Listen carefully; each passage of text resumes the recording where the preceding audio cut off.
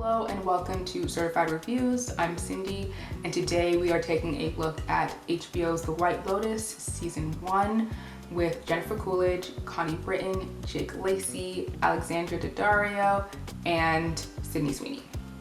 The series is a sharp social satire following the exploits of various guests and employees of the fictional White Lotus resort chain, whose stay becomes affected by their various dysfunctions.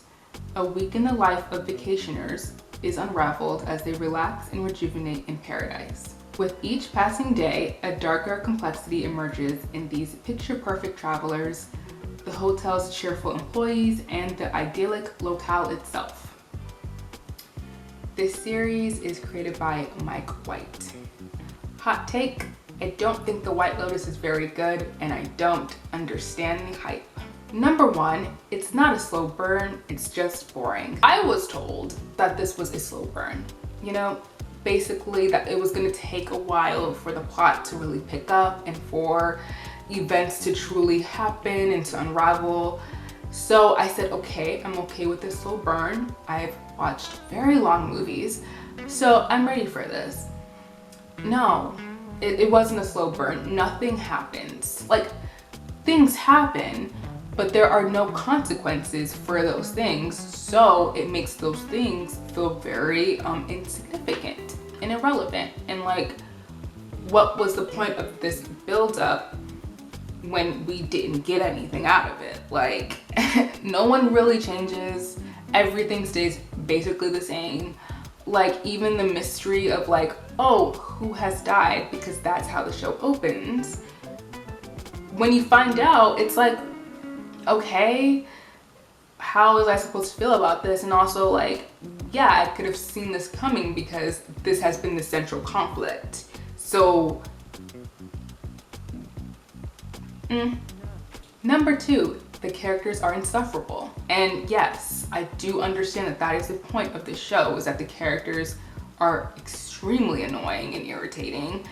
They don't grow or learn anything. They're very just difficult to deal with, especially when you have to watch them for 6 hours. Like, there are 6 episodes, so having to spend that much time with people who are truly insufferable. Belinda is the only character I cared about. She's the only one I would save in a fire. Like, everyone else can rot. Sorry. What they're trying to point out is that like, rich people are crazy. Rich people, laud their privilege over others, and we're seeing rich people use it and uphold their privilege, regardless of what their politics are or what they claim to believe. So to me, it was an interesting satire because it was just like, yes, I already know these things. Are you saying something different? Like, are we getting different layers of these rich people? Like, maybe there's more to them than we thought. No, there really isn't more there. Like, it's just pointing out the fact that they're crazy and that they're kind of terrible people. Not all of them, not all rich people, just a group. In the movie The Menu, it's very much this. It's very much like rich people be doing some crazy stuff. But there are consequences at that. Like, and they're put through some rigorous stuff because the person who owns the restaurant is upset. Like, he is also benefiting from his privilege, but he's gonna make sure that all the other privileged people suffer. And I'm like, okay, I'm done with that. Like, I can get with that. But like this, where like nothing happens to the rich folks and they don't change at all, it's just so like, why am I here watching this? Like, what are you actually trying to say? Scenes last too long. The music and the score gets very tedious after like episode 2, like the classical music plus the like traditional music of, I guess, the Polynesian music, which I totally appreciate, but like, they don't give us anything.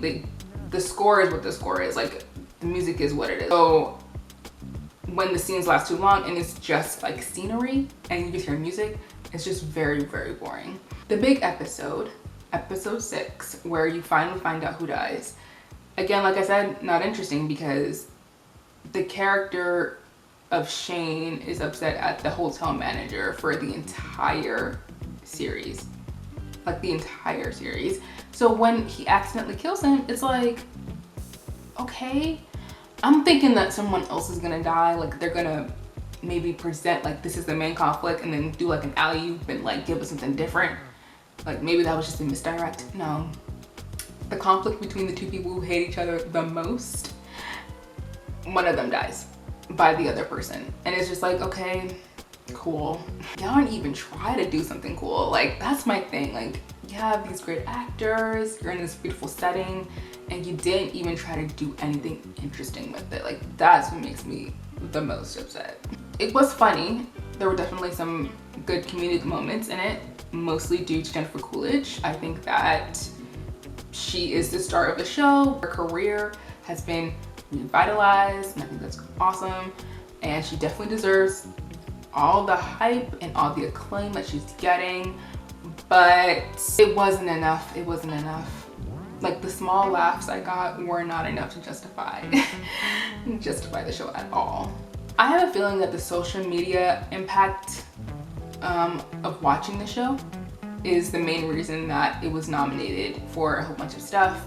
I think it's the reason why it won Best Limited Series at the Emmys, because you know, social media drives culture. If people are very invested in the show, it's probably going to get nominated for major awards, which it is. My feelings of the show is that it gave me nothing, so I don't really think it deserved much. It didn't even like deliver on some drama, like on some real juicy moments. So even on that front, it wasn't that good. So I don't really get the hype, but I'm assuming because when people are watching it, there was like this murder mystery element to it, so it probably garnered a lot of interest because that's what's interesting to people right now.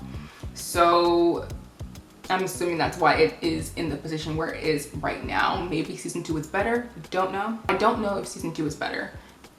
I wanted to watch it, but then after watching this, I'm like, why would I waste my time? You know, like I don't even care to find out if it's better or not because I was so disappointed.